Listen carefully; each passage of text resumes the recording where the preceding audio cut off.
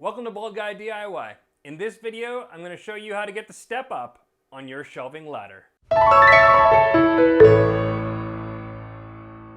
My wife was the inspiration for this project because online she had seen some examples of shelving units that were made with string to support the shelves. Now we had the perfect little location for one of these shelving units of our own in a window frame that faces out our back deck and gets a lot of sun.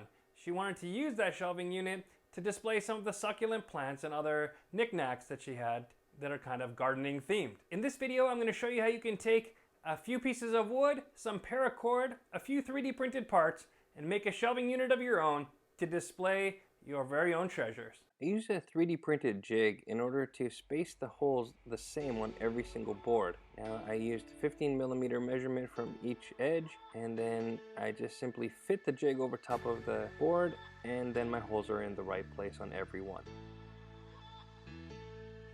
Pilot hole first, and then secondly, I follow that up by drilling out the bigger hole. This was 19/64, which is going to be the hole size that I need for the grommets that I've designed to go inside. Now I start by just plunging the bit only halfway through, and then flipping the board and doing the other side so that it doesn't have tear out. As you can see with the second one, I'm gonna do it all the way through, and you can see how much more tear out there is and cleanup that needs to take place. That done, it's time to clean up the area and be ready to insert the grommets. Now, the grommets that I used are a little bit bigger. They're 6mm on the inside, 8mm on the outside, and a 10mm outer flange. And then I also made these little tapered wedges or pins, and that's going to be what locks the paracord in place. With those printed, the next step is to insert all of the grommets inside the boards. It gives it a really finished look here, and it just makes it look a lot more professional than simply leaving the open hole. But if you don't have a 3D printer, you can certainly just leave the holes there.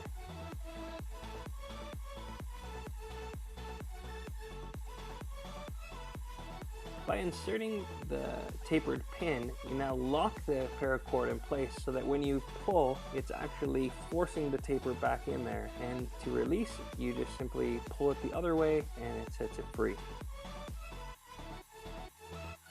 Next step was to measure out some paracord and then cut it to length, burn the ends in order to keep them finished and prevent it from fraying.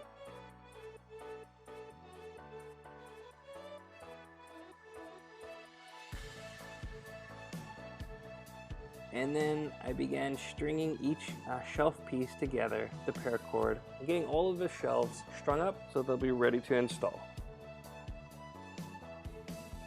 The next thing I did was draw pilot holes for the hooks that are going to go there in order to hang the shelving unit from. And once that was complete, I screwed in the hooks.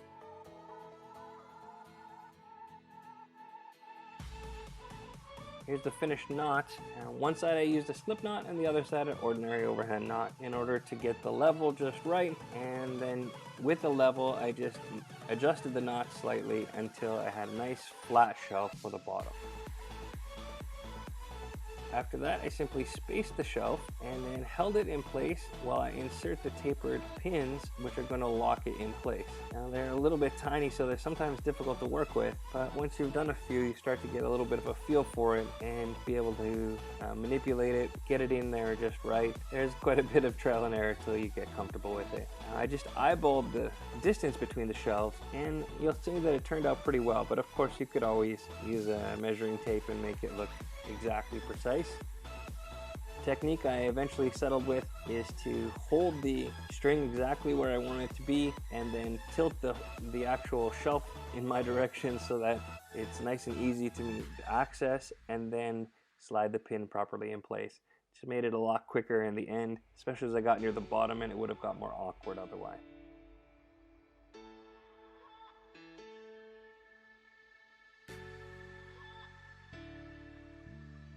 And here's the finished shelf with knickknacks and succulents in place. Fits the space perfectly and looks great. So now you can see how easy it would be to modify this project to fit whatever application you have simply by changing the length of the wood shelves. I hope that you've gained some inspiration from this project, and that you can put it to use in your own way in your home. Using a 3D printer to create some of the parts that otherwise wouldn't be available is a nice little twist to it, but you could always knot the cord and space your shelves that way. If you like the projects that we're making, please consider subscribing. Let us know in the comments what kind of things we could be doing next. What projects interest you the most, and if 3D printing really does annoy you as much as I think it might. And remember, in your DIY projects, don't be afraid to be bolder.